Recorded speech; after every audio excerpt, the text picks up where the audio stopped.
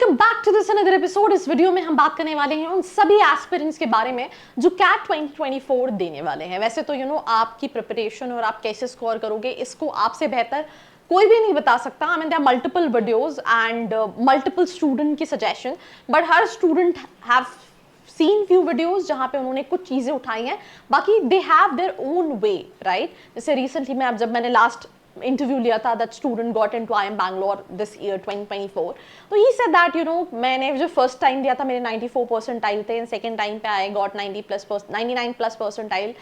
Academics बहुत अच्छा था, तो स्टूडेंट्स सेड दैट मैं हर चीज़ के लिए अलग अलग बुक्स प्रेफर कर रहा था, and for me it becomes very difficult कि कभी ये कभी वो। Then I kind of started making my own notes एक ही सारी चीज़ों पे, एंड दैट हेल्प मी जब मैंने सेकेंड टाइम ड्रॉप लेके प्रिपरेशन की। तो अगेन सबकी अपनी स्ट्रैटेजी, बट यहाँ पे हम कुछ की पॉइंट्स डिस्कस करने वाले हैं विच इज़ क्वाइट सिमिलर। अगर हम सबसे पहले बात करें, ये लास्ट ईयर का एनालिसिस है कि 3 लाख एस्पिरेंट्स थे, विच इज़ लाइक 3 लाख के आसपास एस्पिरेंट्स थे, विच इज़ अभी तक के हाईएस्ट नंबर ऑफ एस्पिरेंट्स जो कि एग्जाम में अपेयर करते हैं। अप्रॉक्स 1 लाख स्टूडेंट ऐसे हैं जिन्होंने सिलेबस को कंप्लीट किया होता है, और 40,000 स्टूडेंट्स ऐसे होते हैं जिनके पास पोटेंशियल होता है, and given the numerous मॉक्स also, right. 5,000 seats हैं अगर हम बात करें टियर 1 कॉलेजेस में, and I'll be honest you, MBA is one of those courses जहाँ पे it's not only about scoring good in CAT.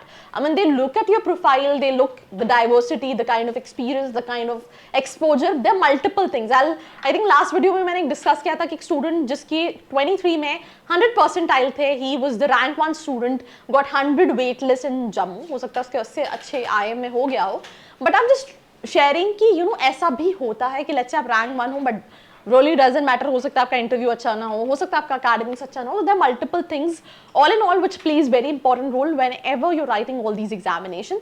तो you will be competing with that 40,000 students, I'll be honest to you, जिनमें potential भी है, जिन्होंने seriously मॉक्स भी दिए हैं, सारी चीजें कर रहे हैं, और सीट्स 5,000 है। अब आप सोचो 3 लाख बच्चों से 3 लाख में से I'll be honest to you कई बच्चे तो पढ़ते ही नहीं है।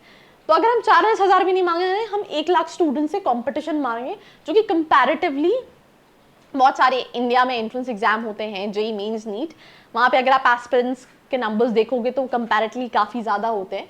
तो मॉक टेस्ट देना, रिव्यू एंड एनालाइज बहुत इंपॉर्टेंट है। मॉक टेस्ट इज समथिंग, जैसे आप स्कूल में पढ़ते थे तो ऐसा नहीं डायरेक्टली आपके फाइनल ईयर के एग्जाम वो लेते थे साल में, उससे पहले टेस्ट होते थे, प्री बोर्ड्स होते थे, प्री टेस्ट होते थे, there multiple things just to let you know that आप कहाँ स्टैंड आउट कर रहे हो, ताकि आप आने वाले एग्जाम्स के लिए इंप्रूव कर सको। उसी तरह से मॉक टेस्ट होता है, टफ मॉक टेस्ट दो, राइट। मैं एक और यहाँ पे एक सजेशन शेयर करती हूँ जो मैंने जिस स्टूडेंट का मैं अभी डिस्कस कर रही थी। तो ही सेड कि मैं फर्स्ट टाइम जब प्रिपेयर कर रहा था तो मैं बहुत शांत और पीसफुल जगह पे मॉक्स दिया करता था। तो होता क्या है, जब आप एग्जाम सेंटर में एग्जाम लिख रहे हो तो वहाँ पे ऐसा नहीं है कि आप अकेले बैठे हो, एवरीथिंग इज वेरी पीसफुल वहाँ पे कोई।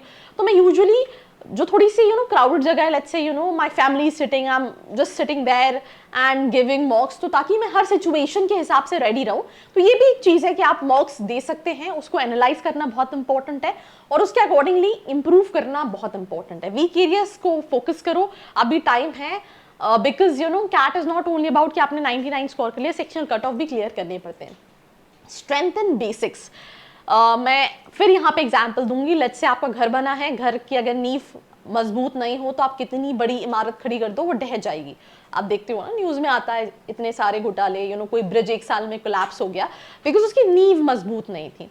उसी तरह से अगर आप कोई भी एग्जाम्स की बात करो, I mean I'll be honest to you, मैंने जेईई का एग्जाम दिया था एंड मेरे साथ मैंने ड्रॉप लिया था, और जो मेरे फ्रेशर्स थे, आई मीन जो 12th में थे, उन्होंने मुझसे ज़्यादा स्कोर किया था जब मैंने सेकेंड ड्रॉप में दिया था, बिकॉज ड्रॉप के टाइम पे it becomes more difficult to score, because उनके कॉन्सेप्ट्स काफ़ी क्लियर थे। I was from MP board, they were from CBSE, तो NCERT ऑलरेडी, तो बेसिक्स क्लियर होना बहुत ज़रूरी है।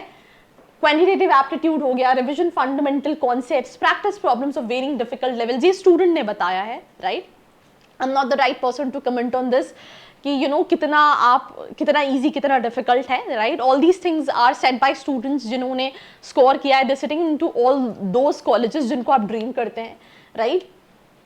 उसके अलावा ऐसी प्रॉब्लम्स को प्रैक्टिस करो जो कि डिफिकल्ट हो, focus on speed and accuracy, because that is what quantitative aptitude is for, right. Verbal ability की बात करें तो रीडिंग कॉम्प्रिहेंशन स्किल्स को इंक्रीज करो, प्रैक्टिस करो पैरा जंबल्स को, ग्रामर के बेसिक्स पे फोकस करो। डेटा इंटरप्रिटेशन, लॉजिकल रीजनिंग की बात करें तो वैरायटी ऑफ DI सेट्स लगाओ, LR के पजल सॉल्व करो, improve problem solving speed and accuracy.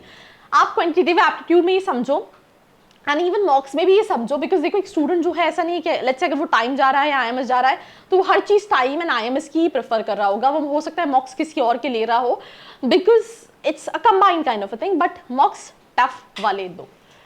Then time management is something which is very important, you have limited time. Question paper जब solve करे हो, go for the easiest thing जिसमें आपको लगता है टाइम कम लगेगा। सेकेंड में उन क्वेश्चंस को जाओ जो आपको लगता है टाइम टेकिंग है बट आपको आते हैं, एंड थर्ड में जो समझ में नहीं आ रहे उन क्वेश्चंस को अटेम्प्ट करो। तो टाइम प्रैक्टिस करो, स्ट्रैटेजी रिफाइनमेंट करो, ये बहुत इंपॉर्टेंट है, because it's not only about कि ठीक है आपको सब आता है, इट्स ऑल्सो अबाउट टाइम में होना है और एक्यूरेट भी होना है।